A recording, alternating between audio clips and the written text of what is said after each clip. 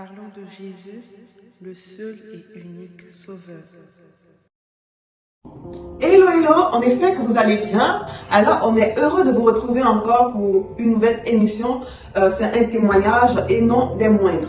Alors, je ne suis pas seule, je suis accompagnée de mon frère aimé, qui se fera le plaisir de nous partager son témoignage de comment Dieu a fait des choses extraordinaires dans sa vie. Je ne vais pas aller plus loin, je vais le laisser se présenter.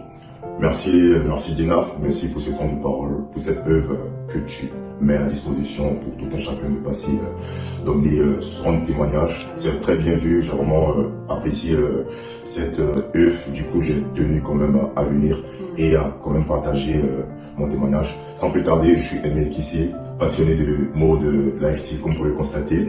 Et aussi, je suis consultant en informatique, dans tout ce qui est gestion de projet.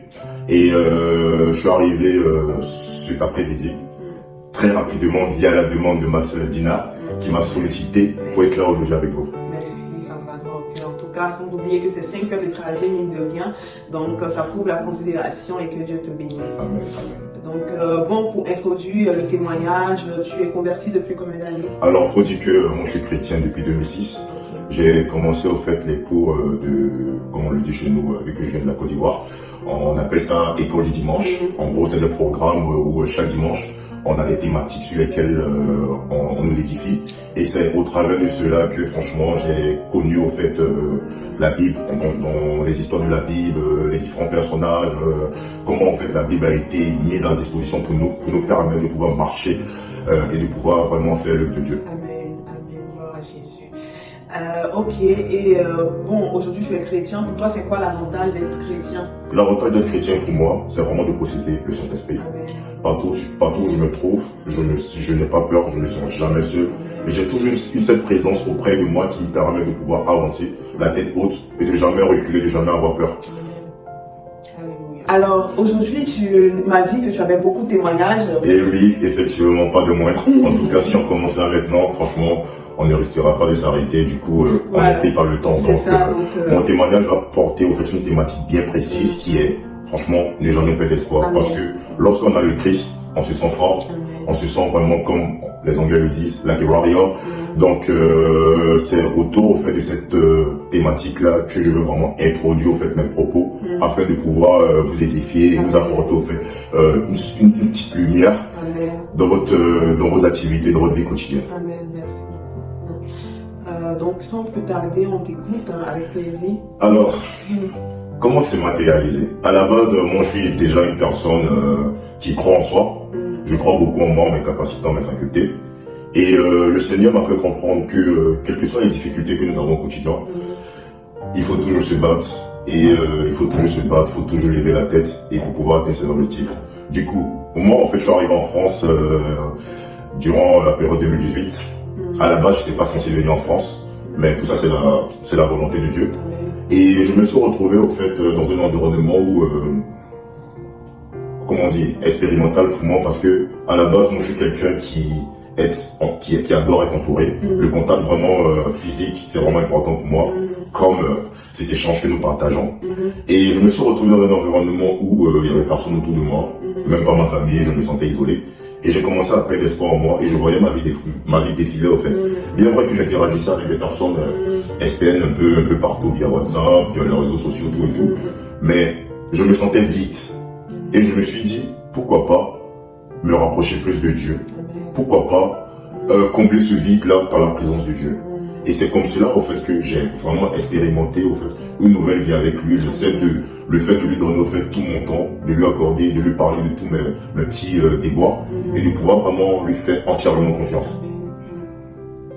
Alléluia. En tout cas, ça me touche de comprendre que c'est vraiment dans la solitude qu'on se rend compte que c'est vrai, les parents sont loin de nous, parce que malgré l'amour que nos parents peuvent ressentir pour nous, ils ne peuvent pas être omniprésents. Or, Jésus nous promet d'être omniprésent, c'est-à-dire d'être partout où nous sommes. Et lorsque nous nous sentons vides, on a la capacité de l'appeler, de lui dire, ben là, au fait, ça va pas, j'ai un vide en moi, et c'est toi ceux qui peux le combler, et avec plaisir, il viendra combler ce vide-là. Donc, aujourd'hui, dans ta vie avec Christ, ça a été comblé, parce que tu l'as appelé également dans ta vie. Et qu'est-ce qui t'a fait comprendre ou t'a amené à savoir que ta vie a été comblée? Ce qui m'a fait comprendre, c'est que, à côté de cela, en fait, comme on le dit, j'essayais quand même de modéliser ma vie, c'est-à-dire me mettre dans un environnement de telle sorte à ce qu'il soit toujours présent. Ou si je sois dans sa présence par exemple. Du coup, j'ai commencé à acheter les livres de Zachariah Tanoué qui portent plusieurs thématiques, hein, délivrance du péché de la paresse, comment l'utilité de son temps au profit de Dieu, plein d'autres que j'ai un peu oublié. Et au travers de ces différents témoignages, je me suis retrouvé au fait, je voyais au fait la vie que je menais, sans compter aussi l'apport de la Bible qui reste la source intarissable, dont nous devons toujours l'avoir sur nous, ne jamais nous éloigner de cela. Et les différents témoignages m'ont fait comprendre que, effectivement, tu n'es pas le premier à vivre cette situation, tu n'es pas le premier à vivre ce genre de situation dans laquelle tu te trouves. Du coup, comme on le dit, tant qu'il y a la vie, il y a espoir. Il y a 3 thématiques qui m'ont beaucoup aidé durant toute cette traversée-là, c'est la foi, le courage et la persévérance. Amen. Amen. Ouais, c'est fort ça. Gloire à Jésus. Et bon, est-ce qu'aujourd'hui tu as eu à traverser une difficulté particulière et dans laquelle tu as vu vraiment la main de Dieu et tu t'es dit waouh, ça c'est sûr que si je n'étais pas dans la présence de Dieu, je n'allais pas pouvoir y arriver, m'en sortir. Oui, avant de parler de la problématique, je tiens à rappeler aussi que les problèmes sont là lorsqu'on se réveille, les problèmes sont dans notre quotidien. Mais la chose au fait la plus importante, c'est de savoir au fait vivre comme il nous a toujours appris via les fruits de l'esprit, la bienveillance, le pardon, la passion, l'amour. Et c'est vraiment comme on le dit, je peux le dire, des mots-clés qui m'ont beaucoup aidé. Et j'avais ça en moi en fait. C'était comme si c'était en soi mes armes qui me permettront de pouvoir, en fait, face à cette situation, je puisse m'appuyer sur ça pour pouvoir, en fait, sortir la tête haute et me dire, ok, voilà, c'est tout à fait normal parce que, étant chrétien, nous sommes appelés à être très persécutés. Donc, Jésus, quand il partait, il nous a laissé, en fait, les fruits de l'esprit que nous devons consommer au quotidien. Alors, le fruit de l'esprit, comme le dit dans Galates 5, verset 22, ça a vraiment été les bases qui m'ont permis vraiment de marcher la tête haute et de ne craindre rien et de pouvoir toujours me sentir fort, car il y a un Dieu de la victoire qui rôde autour de moi. Alléluia. Bon, là on va aller maintenant dans le vif du sujet, ton témoignage. On t'écoute. Alors, moi j'ai voulu faire une expérience particulière compte tenu de mes projets professionnels. Je suis quelqu'un qui aime beaucoup les challenges. Je me suis fixé, comme on le dit, un challenge un peu démesuré. Parce que à la base, comment c'est, pour entrer dans le vif du sujet, à la base je travaillais en fait pour une entité que j'intervenant, où tout se passait bien. Ils étaient prêts à me décrocher au fait un contrat, compte tenu au fait de mes capacités aussi, des problématiques administratives que j'avais. Ils étaient prêts à faire outre de tout ça.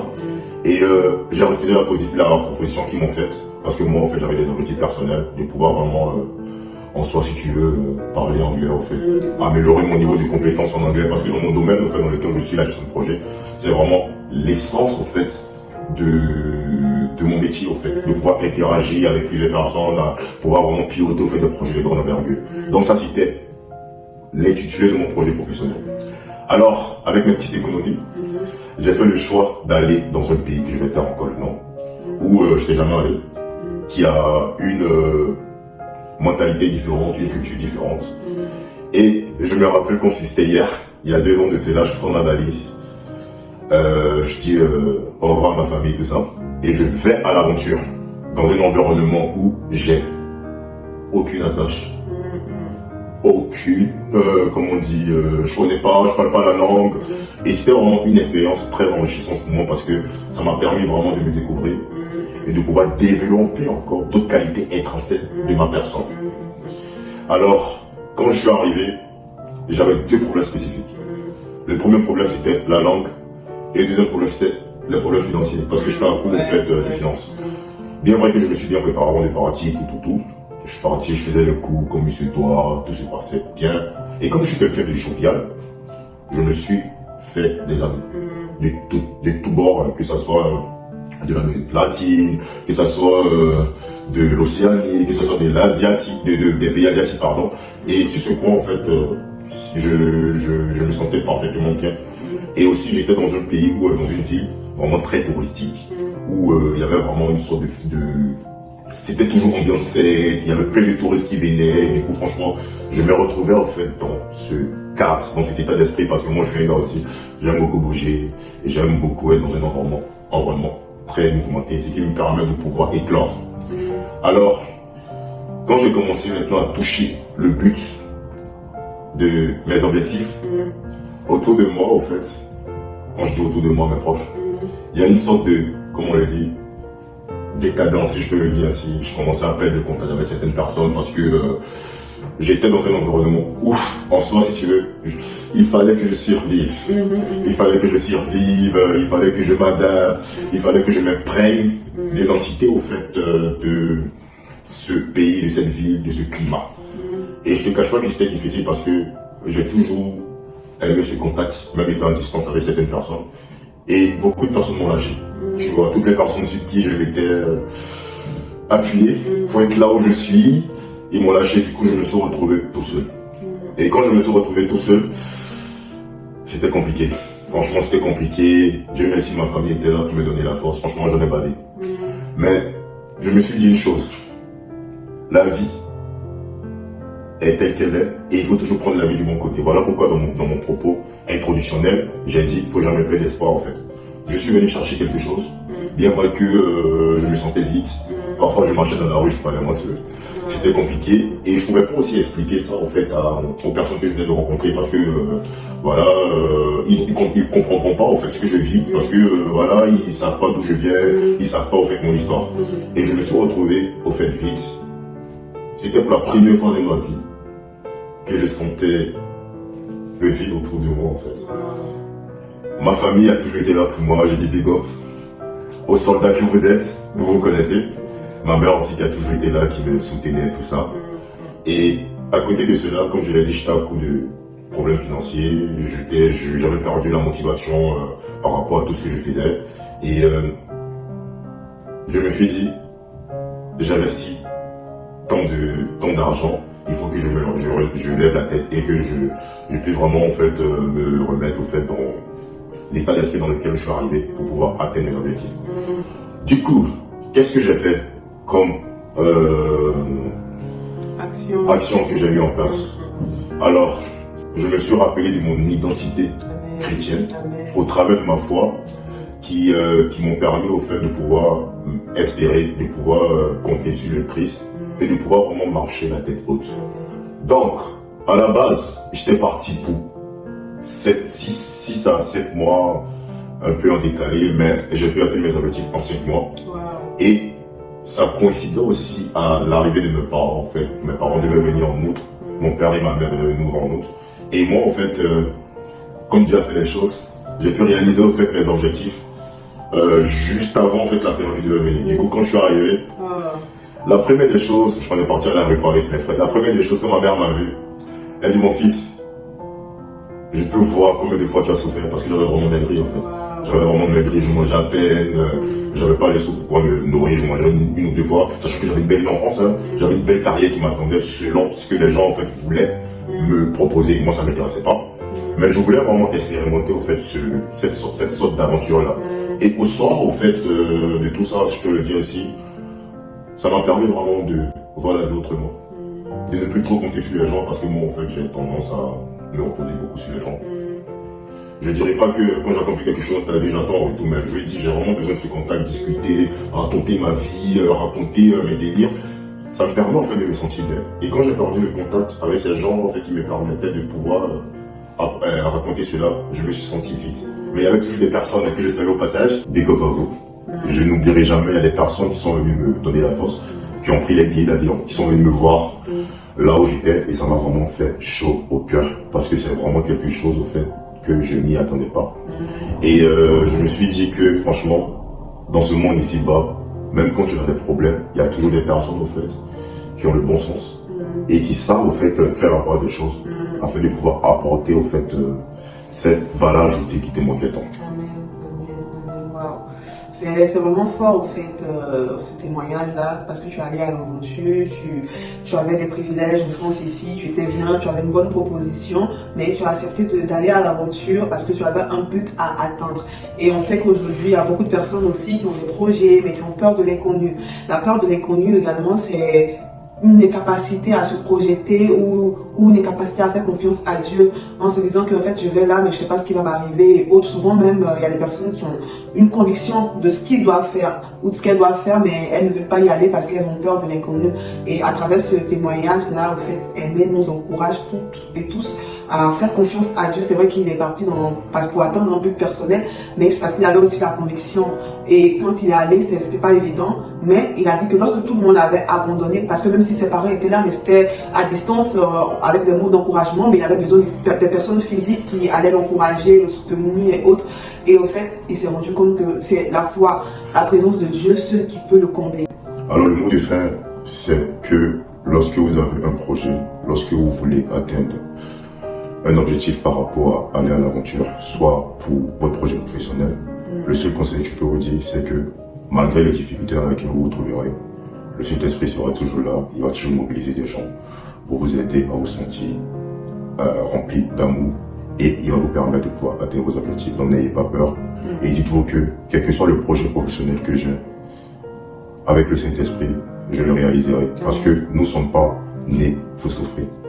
Nous sommes chrétiens, nous avons accepté le Christ en nous. Et partout où nous nous trouvions, il est avec nous.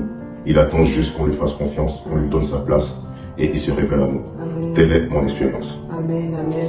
Pour ajouter quelque chose à son mot de fin, je veux aussi vous dire que c'est vrai qu'en tant que chrétien, la vie n'est pas toujours rose, mais Dieu nous a promis quelque chose, c'est d'être toujours avec nous. Et chaque difficulté, c'est une occasion pour nous de pouvoir grandir dans notre foi et pour Dieu également de se révéler à nous d'une nouvelle manière, d'une certaine manière. Donc Dieu nous aime et son désir pour nous, c'est de réellement être avec nous et agir dans notre vie. Cette expérience-là m'a vraiment permis de sortir la tête haute. Et faut ajouter quelque chose, que j'ai cru en mon projet professionnel, j'ai cru au Saint-Esprit, j'ai cru à Jésus-Christ, j'ai cru en Dieu, celui-là même qui m'a donné au fait les âmes nécessaires d'être là aujourd'hui où je suis. Aujourd'hui, j'ai accroché le job de mes rêves. Amen, grave. Je peux le dire ainsi, sans rentrer dans les détails, j'ai des grandes responsabilités. Et ma devise, c'est jamais s'asseoir sur ses acquis. Toujours travailler, monter en compétences via des plans de formation, via des séminaires, via beaucoup de choses qui vous permettront de toujours développer vos connaissances. Ce qui vous permettra à vous de pouvoir avoir plus de responsabilités, plus être full autonome de votre travail et de pouvoir rayonner en atteignant vos objectifs. Donc, tout se passe très bien. Je suis consultant en gestion de projet. Je travaille un peu avec différentes équipes, des équipes en Inde, des équipes en Angleterre, des équipes en France, où ensemble on construit, on fait des projets pour une multinationale, parce qu'ils ont tellement de demandes, du coup il faut vraiment comprendre les process. Franchement, je peux dire que je m'en sors bien. Mes collaborateurs sont très contents de moi. Que ce soit chez mon client, que ce soit chez mon cabinet, tout le monde est satisfait de mon travail, de la qualité de mon travail. Bien vrai que je débute ma carrière, mais tout ce que je peux dire, c'est que si tout cela est arrivé, c'est grâce à Dieu. Amen. Malgré les problèmes, j'ai jamais tourné le dos. J'ai toujours continué à croire. J'ai toujours continué à lui faire confiance. Amen. Parce que moi, j'ai une devise. Tant que je n'ai pas obtenu ce que je veux, je me battrai toujours. Donc merci Dina pour ce temps d'échange là, franchement, ça m'a fait vraiment plaisir de parler de ça. Et ça m'a vraiment permis de me sentir bien parce que c'est vraiment des moments douloureux que j'ai vécu. Mais je ne crache pas sur mon passé, je garde toujours la tête haute et ces expériences me permettront de pouvoir marcher encore, de me rapprocher du Christ. Car lui seul est la vie, le chemin, la vérité. Amen. Merci. Amen. Merci beaucoup et puis on se retrouve pour une nouvelle ou une autre émission peut-être de Worship Time ou de témoignage ou pourquoi pas de micro-trottoir. On verra bien ce que le Seigneur nous permettra de faire. Sur ce, on vous souhaite une agréable journée ou fin de journée. Cela dépendra de l'heure à laquelle vous verrez cette vidéo. Dieu vous bénisse et puis ciao ciao. Papa.